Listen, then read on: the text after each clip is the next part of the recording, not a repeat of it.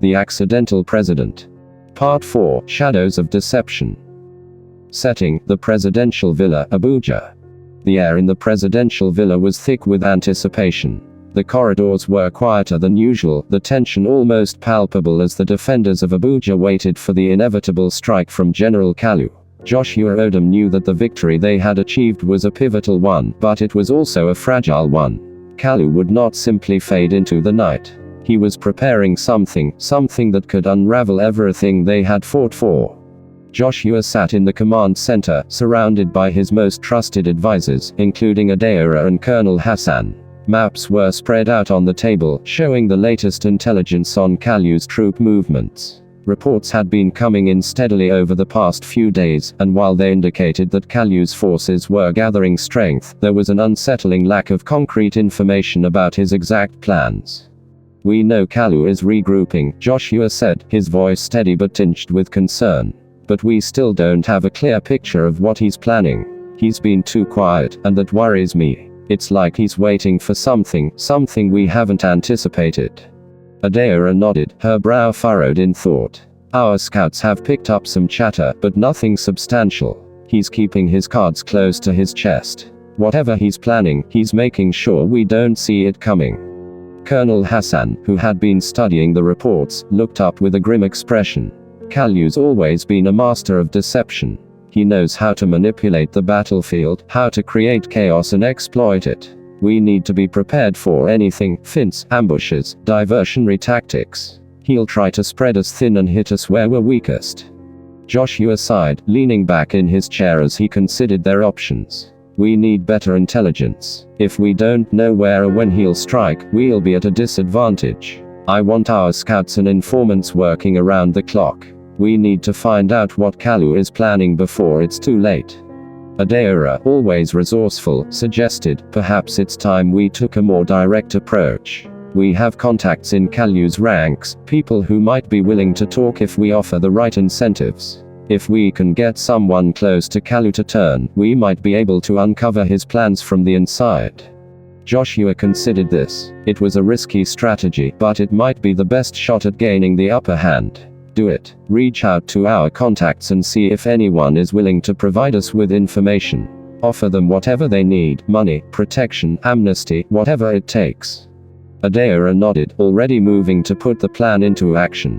As she left the room, Joshua turned to Colonel Hassan.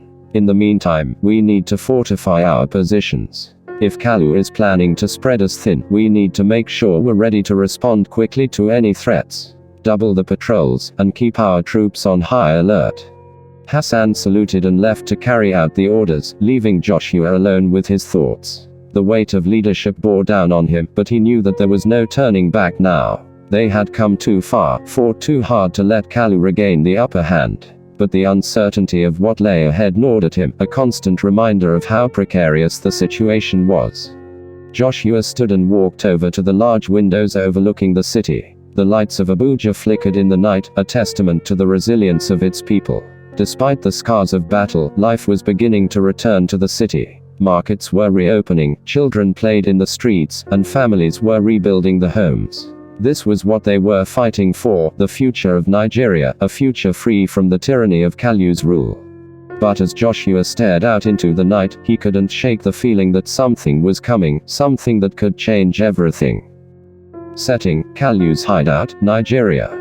General Kalu paced back and forth in the dimly lit room, his mind a whirlwind of strategies and counter-strategies. The defeat in Abuja had been a severe blow to his ego, but more importantly, it had exposed the cracks in his once iron grip on power. His forces were demoralized, and the loyalty he had once commanded was beginning to fray at the edges.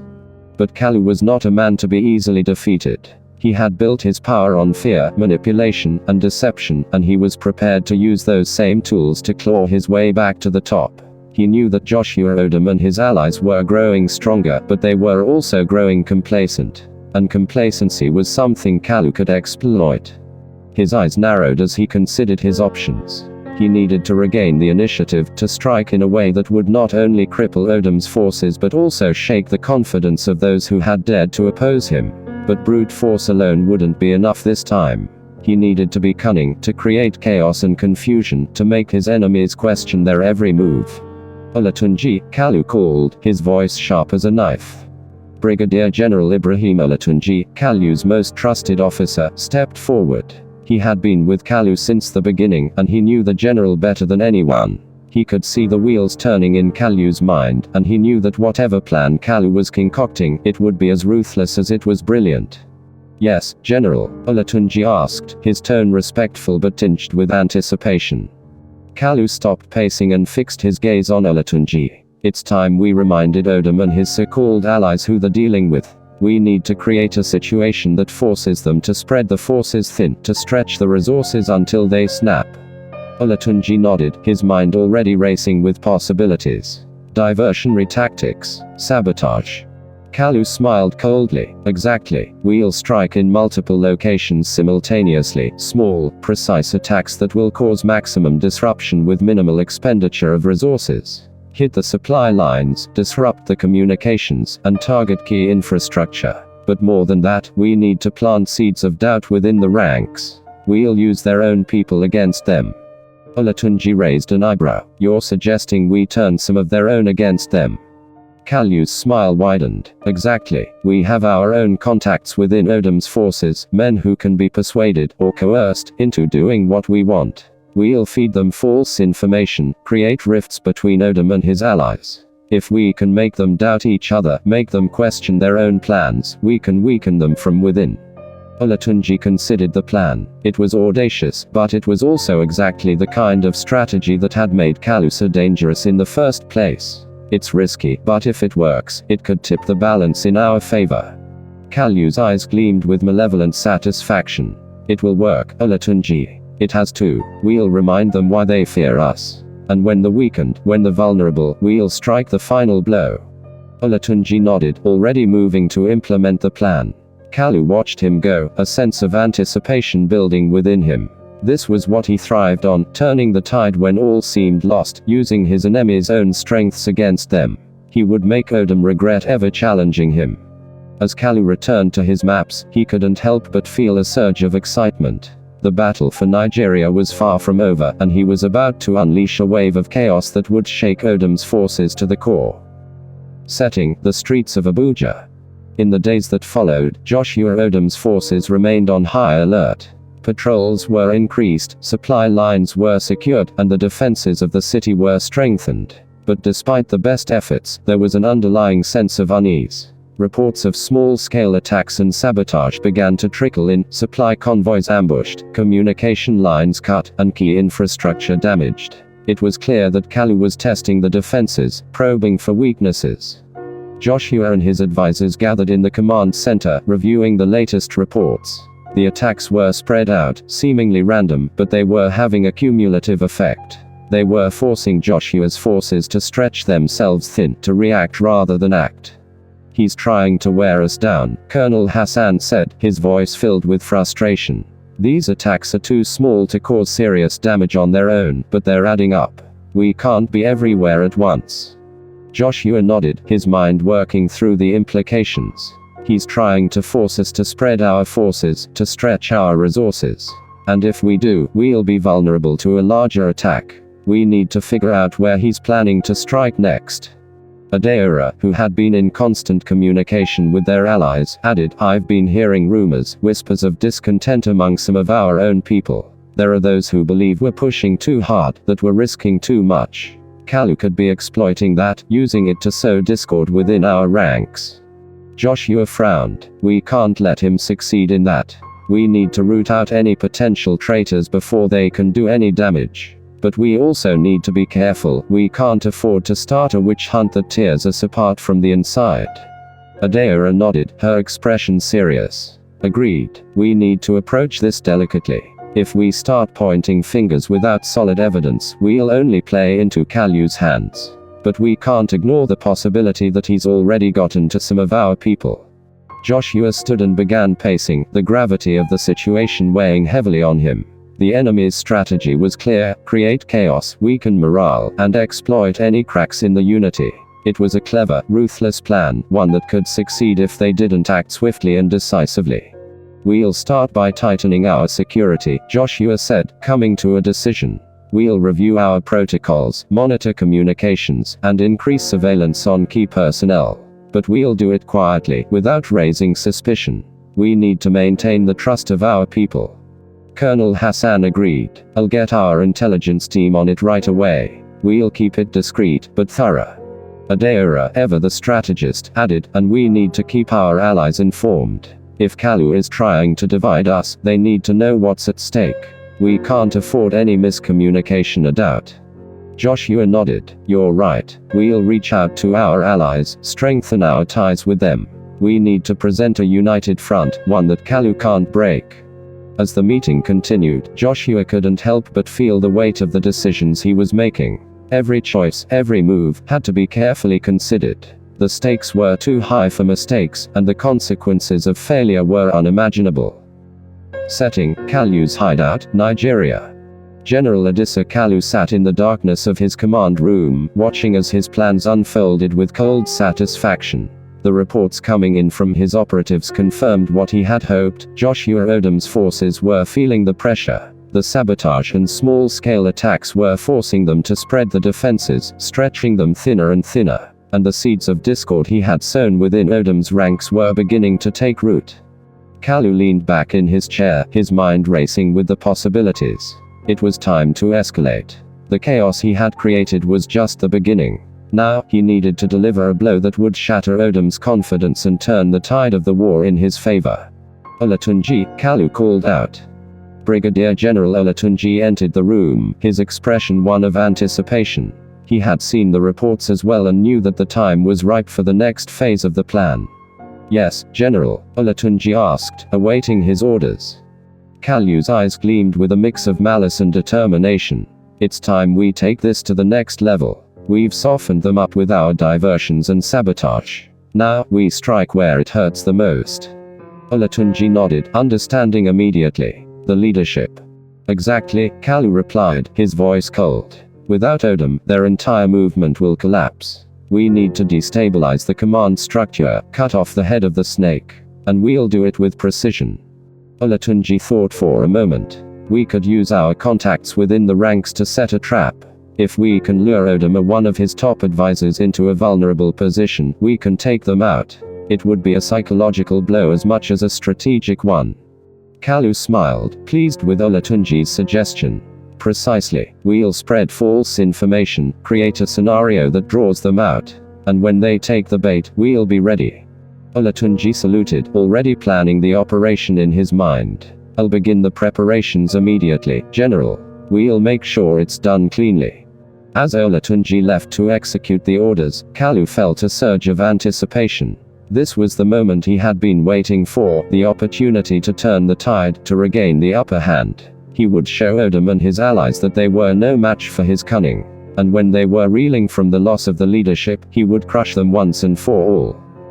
Setting: the presidential villa, Abuja. Joshua Odum sat in his office late into the night, going over the latest intelligence reports. Despite the best efforts, the attacks continued, each one a reminder that Kalu was still out there, plotting his next move. Joshua knew that they couldn't keep reacting to Kalu's provocations indefinitely. They needed to take the initiative, to go on the offensive before Kalu's strategy could fully unfold.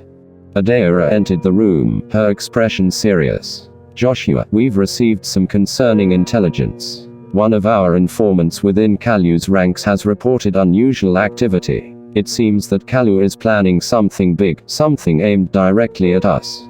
Joshua looked up, his mind sharpening at the news. What did the informant say?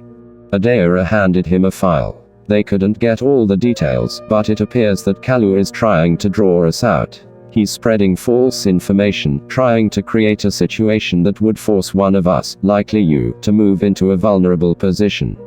Joshua's eyes narrowed as he read the report. He's trying to set a trap. If I take the bait, it could be disastrous.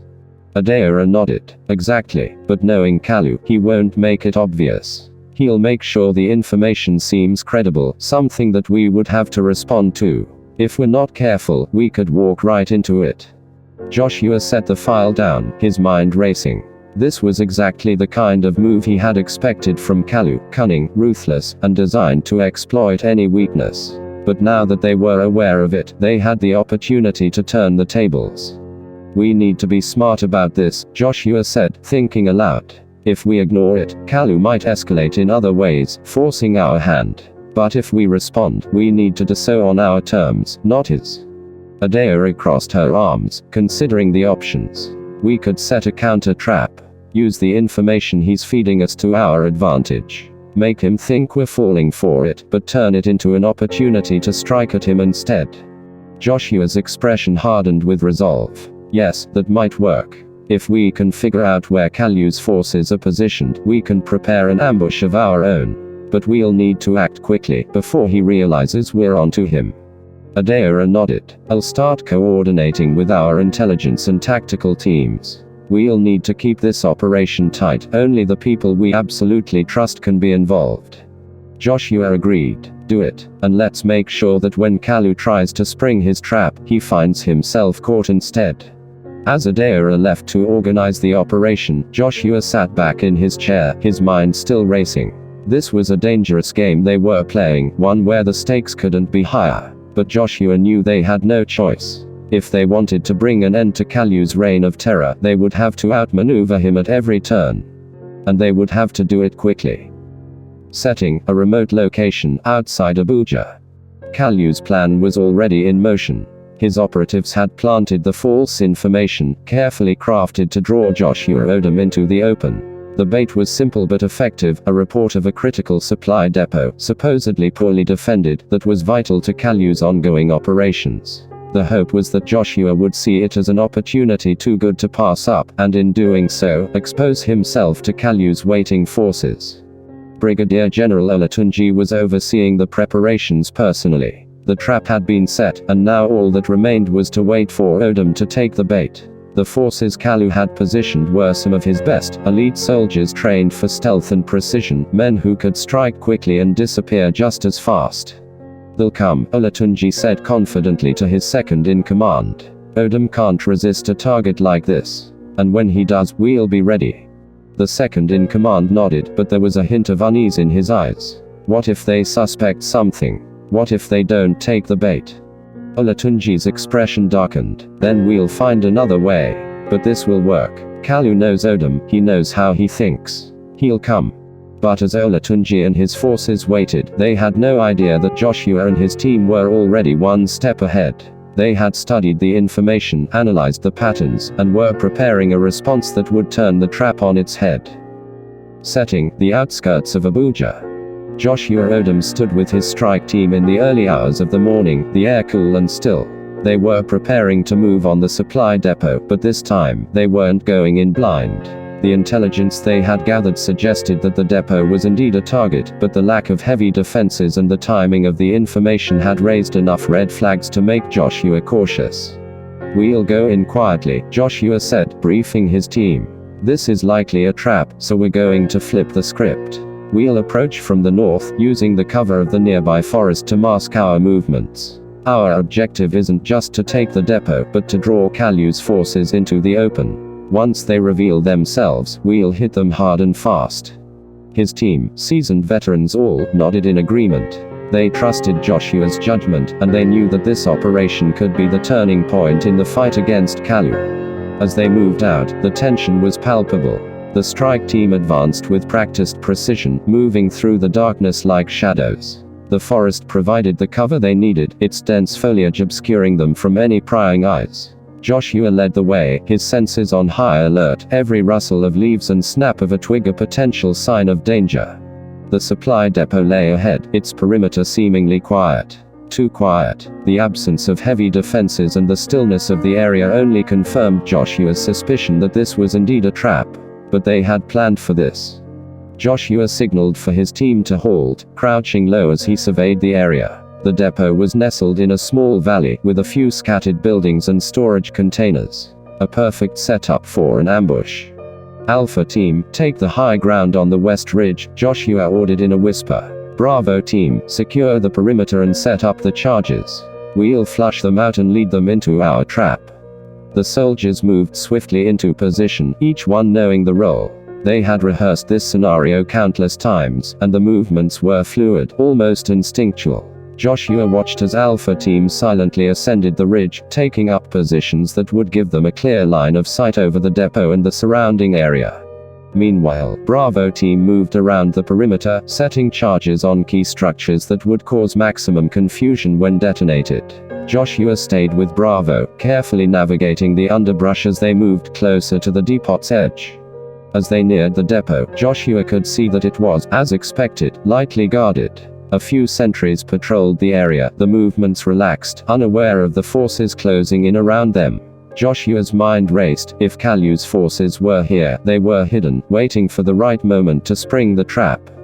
Joshua signaled to his team, and they moved into position, ready to execute the plan. He knew that the moment they attacked the depot, Kalu's forces would reveal themselves. But this time, they would be ready. All teams, hold positions, Joshua whispered into his radio, his voice steady. On my mark, we execute. The moments that followed were tense, the silence thick with anticipation. Joshua watched the depot, his eyes scanning the shadows for any sign of movement. Then, with a deep breath, he gave the order. Now. Bravo Team sprang into action, detonating the charges around the depot. Explosions rocked the valley, sending shockwaves through the air and engulfing the buildings in flames. The sentries were caught off guard, scrambling for cover as the chaos erupted around them. As expected, Kalu's forces revealed themselves. From hidden positions in the surrounding forest, Kalu's elite soldiers emerged, converging on the depot in a coordinated assault. But they hadn't anticipated that Joshua's forces would be waiting for them. Alpha Team, open fire, Joshua commanded. From the vantage point on the ridge, Alpha Team unleashed a devastating barrage of gunfire, raining down bullets on Kalu's soldiers as they tried to advance. The ambushers became the ambushed, caught in a deadly crossfire as Joshua's forces executed the counterattack with ruthless efficiency.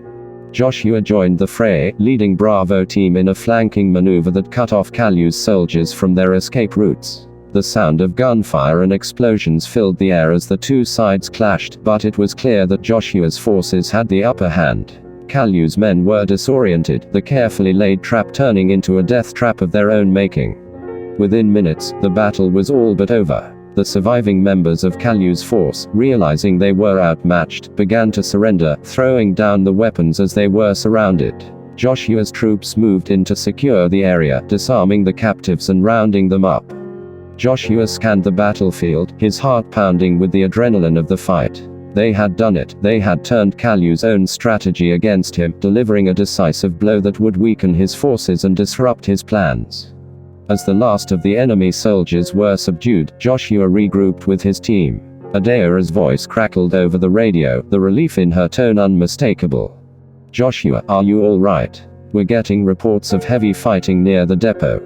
We're fine, Adaira, Joshua replied, his voice steady. The operation was a success. We've neutralized Kalu's forces and secured the depot. How are things on your end? We're holding steady, Adaira said. But I have to say, this victory is a big one. Kalu's going to feel this. Joshua nodded, though he knew that this was just one battle in a much larger war. We can't let up. Kalu will strike back, and we need to be ready. But for now, this is a win. Adaira's voice softened. Good work, Joshua, you turned the tide today. But remember, Kalu's not done yet. We'll need to stay on our toes. Joshua looked around at his team, the faces weary but triumphant. He knew Adaira was right. They had won a crucial battle, but Kalu was still out there, plotting his next move. The fight was far from over, but with each victory, they were one step closer to reclaiming the country. We'll stay ready, Adaira, Joshua said. And we'll keep fighting until Kalu's reign is over. Setting, Kalu's hideout, Nigeria.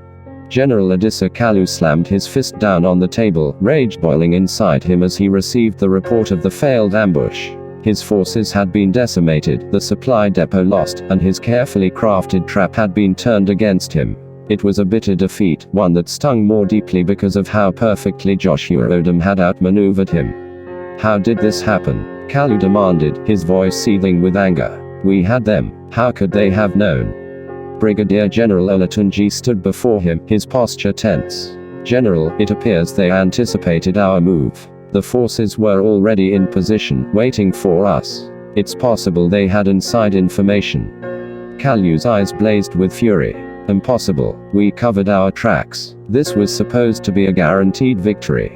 Olatunji hesitated before speaking again. General, Odum is proving to be more resourceful than we anticipated. We may need to reconsider our approach. If we continue to... Enough. Kalu roared, cutting him off. I will not be lectured on strategy. I know what needs to be done. Olatunji fell silent, knowing that further argument would be pointless. Kalu was a man who did not take kindly to failure, and his anger was dangerous. Kalu paced the room, his mind racing as he tried to regain control of the situation. Joshua Odum had dealt him a significant blow, but Kalu was not a man to give up easily. He would regroup, rethink his strategy, and come back stronger. But first, he needed to address the immediate threat. Olatunji, Kalu said, his voice cold and calculating, we need to cut off Odum's momentum. If we let him build on this victory, he'll only grow stronger. We need to strike at his support base, his allies, his supply lines. We'll starve him out, isolate him, and then we'll strike. Olatunji nodded, relieved to see that Kalu's focus was returning. I'll start making the necessary preparations, General. Kalu's eyes narrowed as he formulated his plan. Joshua Odum had proven to be a formidable opponent, but Kalu was not finished yet. He would find a way to break Odum's resolve, to turn his victories into defeats. And when the time was right, he would deliver the final blow that would end this war once and for all. As Olatunji left the room, Kalu sat down at his desk, his mind already working through the details of his next move. The game was far from over, and Kalu was determined to emerge victorious, no matter the cost. Setting, the presidential villa, Abuja.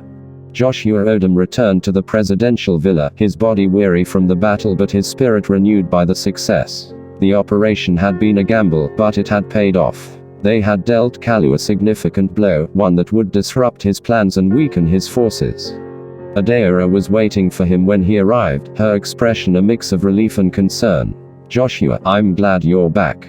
We've been monitoring the situation closely. The reports from the field are encouraging, but we need to stay vigilant. Kalu won't take this defeat lightly. Joshua nodded, appreciating her concern. I know. This victory is important, but it's not the end. Kalu will be looking for ways to strike back, and we need to be ready. Adara handed him a stack of reports. Our allies are mobilizing in response to the victory. We're seeing increased support across the country. People are starting to believe that we can win this. Joshua flipped through the reports, his mind processing the information. The victory had indeed bolstered the cause, and the signs of growing support were encouraging. But he knew that they couldn't afford to be complacent. Kalu was still out there, and the war was far from over. Keep coordinating with our allies, Joshua said, setting the reports down.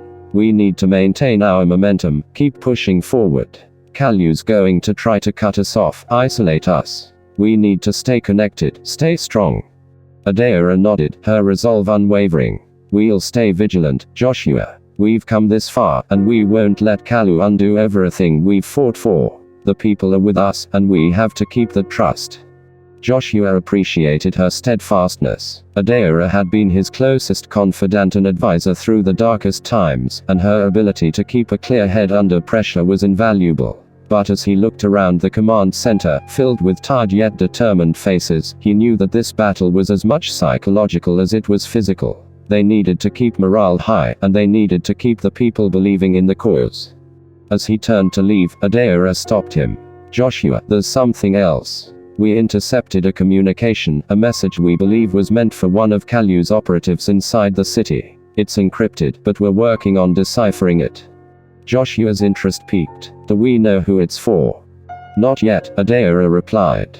But we have a few suspects. If we can crack the code, we might be able to identify Kalu's informants and get ahead of whatever he's planning next. Joshua nodded, recognizing the potential significance of this information. Good. Keep me updated. If Kalu has people on the inside, we need to root them out before they can do any more damage. Adara promised to keep him informed and returned to her work, while Joshua stepped out into the evening air. The night was calm, a stark contrast to the turmoil of the day. But he knew that beneath this calm surface, tensions were simmering, and the next phase of the struggle was already beginning to take shape. Setting: Kalu's hideout, Nigeria. General Kalu was not one to dwell on failures. The defeat at the depot was a setback, but it was not the end of his campaign. He had built his power through cunning and adaptability, and he was already planning his next move, a move that would put Joshua Odum back on the defensive. Kalu's mind was a cauldron of schemes, each one more devious than the last. He knew that his ability to maintain control over Nigeria depended on more than just military might, it depended on his ability to keep his enemies off balance, to make them question their own strategies and trust in one another. General Olatunji said, interrupting his thoughts. Our intelligence suggests that Odum is trying to decode the message we sent to our operative. Should we take steps to mislead them further?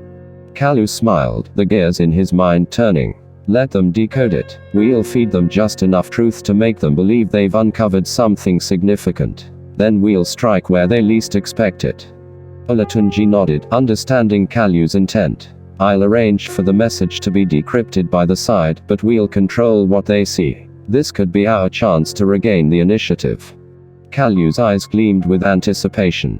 Good. But remember, Olatunji, the key to victory is not just in outmaneuvering our enemies, but in making them believe they've won, only to snatch it away at the last moment.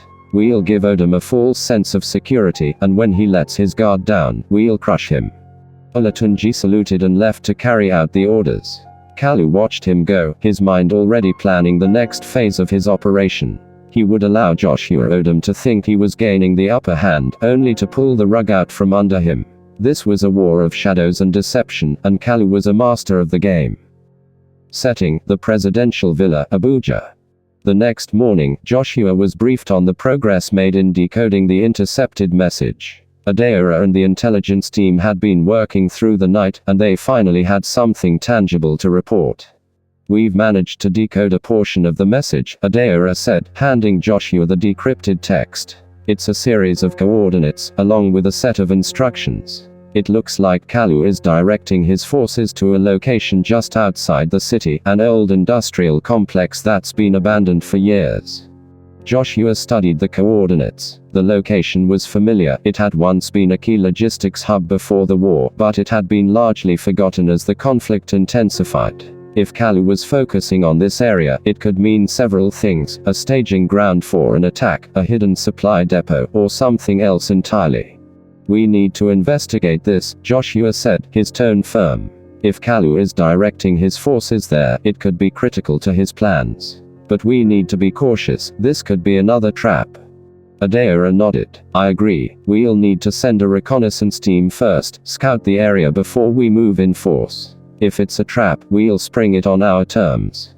Joshua appreciated her caution. They had already turned one of Kalu's traps against him, but they couldn't afford to assume they would always be so lucky. The general was too clever for that. I'll lead the recon team myself, Joshua decided. If it's important enough for Kalu to keep secret, it's important enough for me to be there.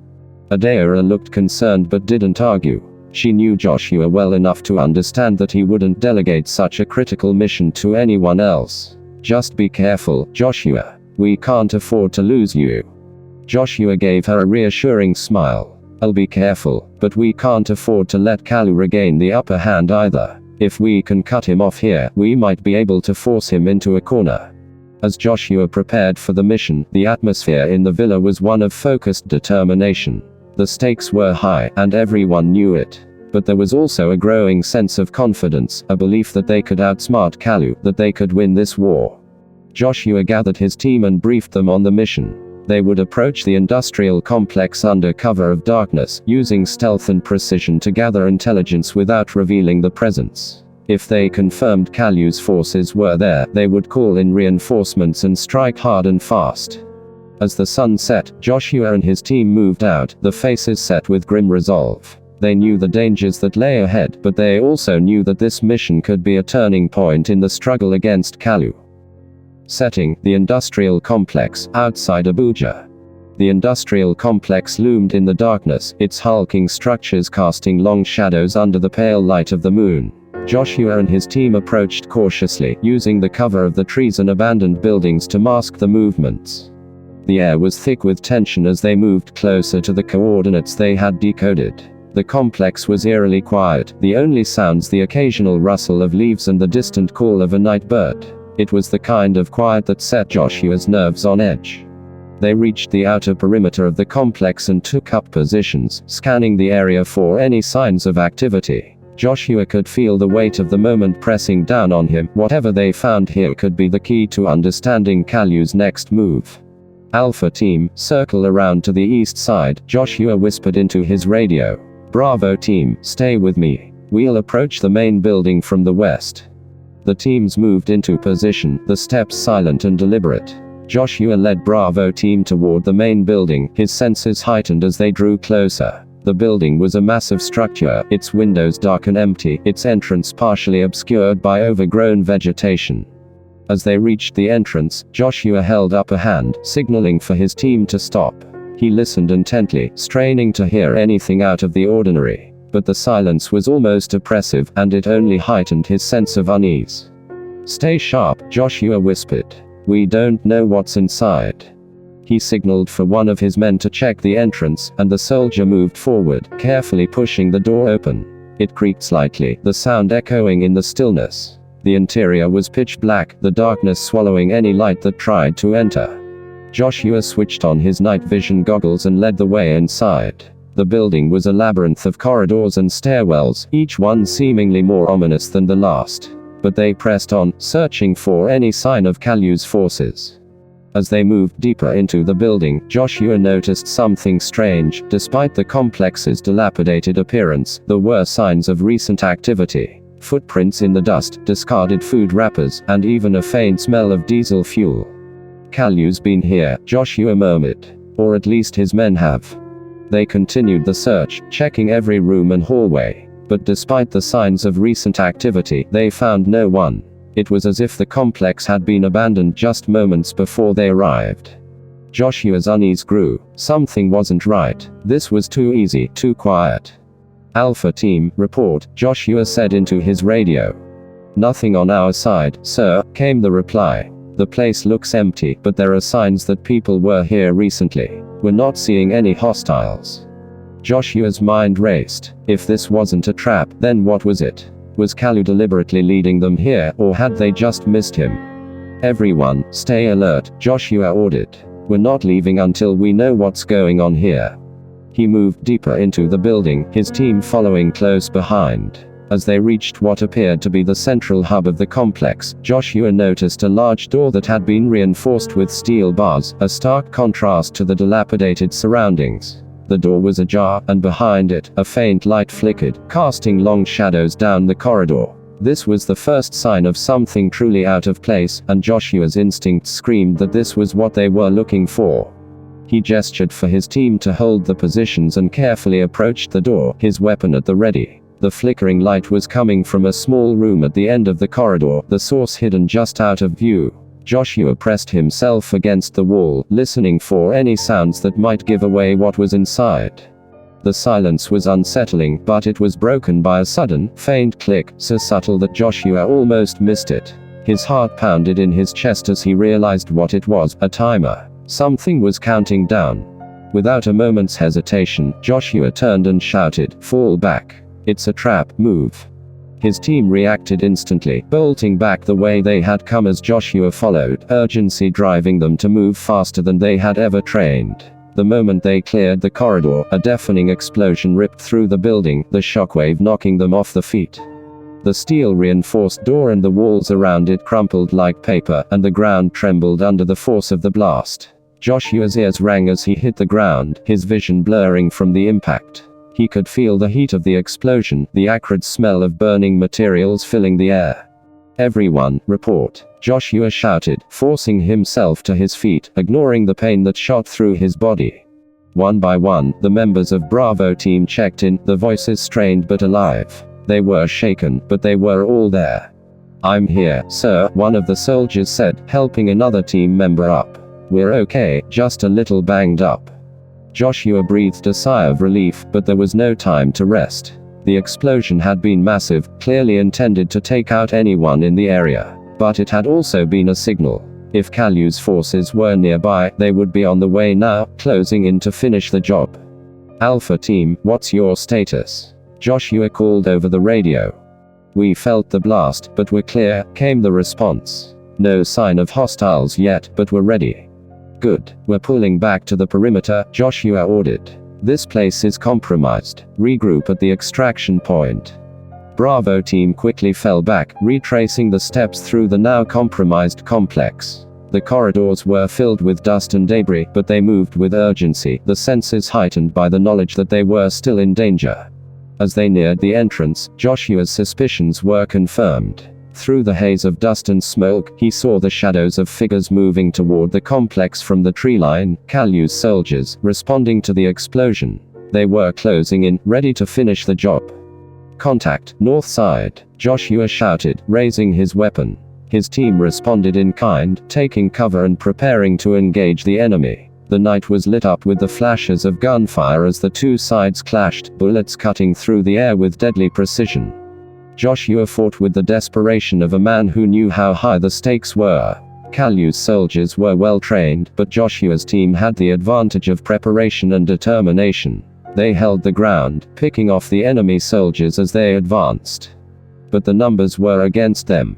More of Kalu's forces were pouring in from the surrounding area, converging on the complex in a coordinated assault. It was clear that this was no longer a simple reconnaissance mission, this was a full-blown battle.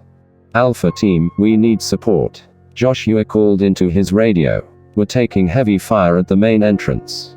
Can you flank them? We're on it, came the reply, followed by the sound of gunfire as Alpha Team engaged the enemy from the east. The tide of the battle shifted slightly as Alpha Team opened fire on the advancing forces, drawing their attention away from Joshua's position. But it was still a fight for survival, and Joshua knew they couldn't hold out forever. Fall back to the extraction point. Joshua ordered. We can't hold this position. The teams began to move, covering each other as they retreated toward the pre-arranged extraction point deeper in the forest. The sounds of battle echoed through the night, the intensity of the fighting never letting up as they moved. Joshua stayed at the rear, providing cover fire as his team retreated. Every step they took was a battle, every inch of ground hard won. But they kept moving, driven by the knowledge that they had to get out, that the survival depended on it. As they neared the extraction point, Joshua's radio crackled with a new transmission, Adaira's voice, filled with concern. Joshua, we're tracking your movements. We see you're under heavy fire. Reinforcements are on the way, but you need to hold out just a little longer. Joshua felt a surge of relief at the news. We're almost at the extraction point. We'll hold as long as we can.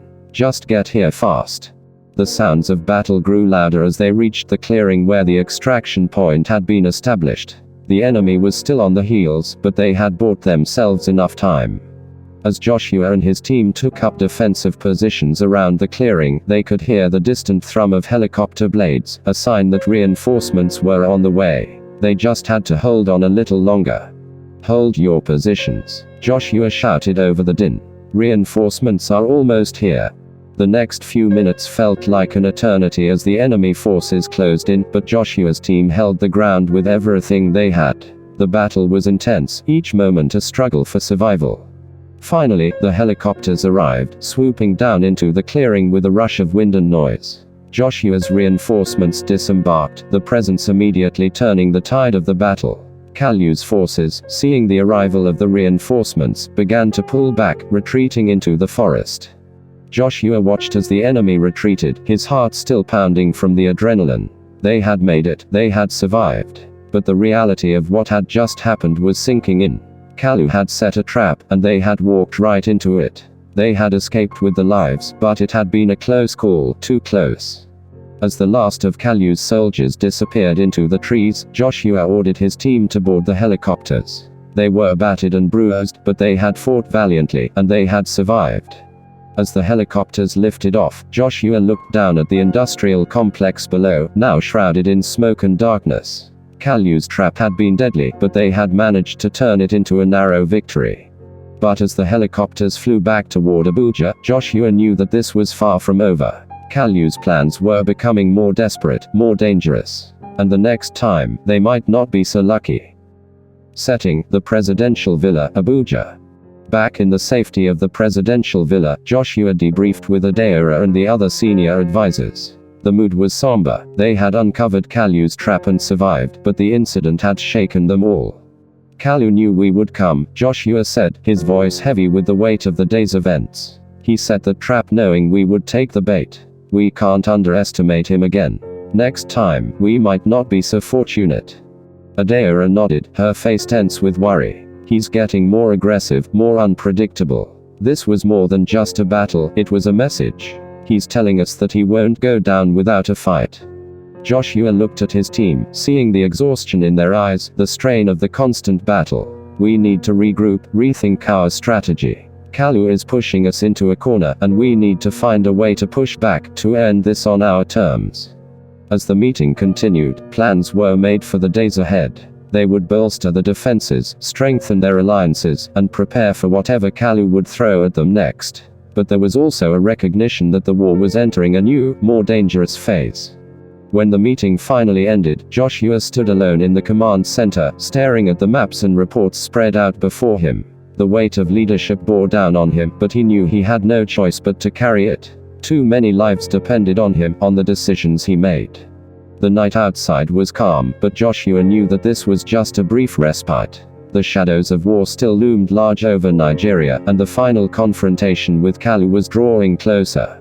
As he turned off the lights and left the command center, Joshua vowed to himself that he would see this through to the end. For the people of Nigeria, for the future they all deserved, he would not stop until Kalu's reign of terror was ended once and for all. And as the night deepened, Joshua Odum steeled himself for the battles yet to come.